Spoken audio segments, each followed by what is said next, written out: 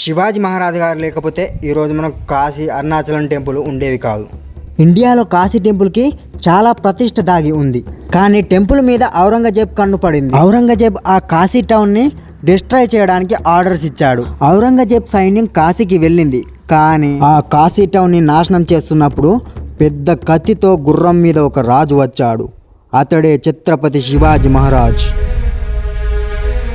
ఆ రోజు శివాజీ మహారాజ్ కాశీ టెంపుల్ కోసం భీకరమైన యుద్ధం చేశాక ఈ ఔరంగజేబ్ కాశీ టౌన్ని వదిలేసి వెళ్ళిపోయారు. ఇది అయిపోయింది అనుకునేసరికి తమిళనాడులో ఉన్న అరుణాచలం టెంపుల్ని ముఘల్ ఎంపైర్ వాళ్ళు నాశనం చేశారు. అరుణాచలం టెంపుల్ని నాశనం చేసి ఆ ప్లేస్లో మసీదుని కట్టుకున్నారు.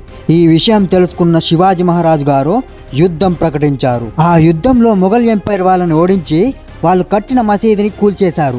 మళ్ళీ అదే ప్లేస్లో శివాజీ మహారాజ్ గారు ఇప్పుడున్న అరుణాచలం టెంపుల్ని కట్టించారు. ఈ టెంపుల్స్ కోసం ఘోరమైన పోరాటం చేసిన శివాజీ మహారాజ్ గురించి ఎలాంటి బుక్స్ రాయలే, కానీ ఔరంగజేబ్ గురించి చాలా బుక్స్ రాశారు. శివాజీ మహారాజ్ గారు యుద్ధం చేసేటప్పుడు 3 ఖడ్గాలు వాడారు: భవానీ, తుల్జా, జగదంబ తల్వార్. మనందరికీ శివాజీ మహారాజ్ గురించి తెలుసు, కానీ తన పెంపుడు కుక్క గురించి తెలుసా?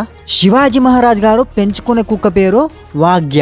వాగ్య అంటే మరాఠీలో టైగర్ అనే అర్థం వస్తుంది. శివాజీ మహారాజ్ గారు ఎక్కడికి వెళ్ళినా కూడా అతనితో పాటు ఈ వాగ్య కూడా వచ్చేదట. శివాజీ మహారాజ్తో కలిసి ఈ వాగ్య కూడా ఎన్నో పోరాటాలు చేసిందని చెప్తారు. ఆ కుక్కకి శివాజీ మహారాజ్ పైన ఎంత ప్రేమ ఉందో ఈ సంఘటన చెప్పాక మీకు అర్థమవుతుంది.